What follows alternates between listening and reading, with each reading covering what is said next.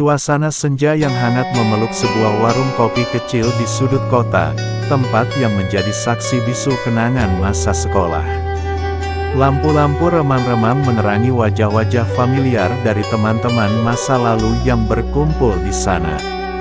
Tertawa ceria dan canda tawa yang tak terhingga mengisi udara, seakan membawa kembali waktu ke masa-masa kecil yang penuh dengan petualangan.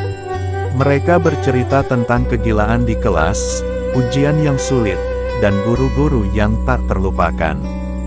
Cerita-cerita nostalgia pun bermunculan, mulai dari kisah lucu hingga kejadian serius yang membentuk karakter mereka. Ada yang mengingat perjuangan belajar bersama, sementara yang lain merindukan momen bersama di lapangan sekolah. Tidak ketinggalan, lagu-lagu hits masa sekolah turut mengalun dari pemutar musik di sudut ruangan, membangkitkan memorinya yang terkubur dalam lapisan waktu.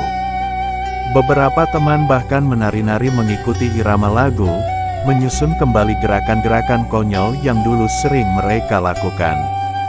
Percakapan ramai itu pun terhenti sejenak saat mereka bersama-sama menatap langit yang gelap dan berbintang, mengingatkan betapa cepatnya waktu berlalu sejak masa-masa sekolah yang penuh warna itu.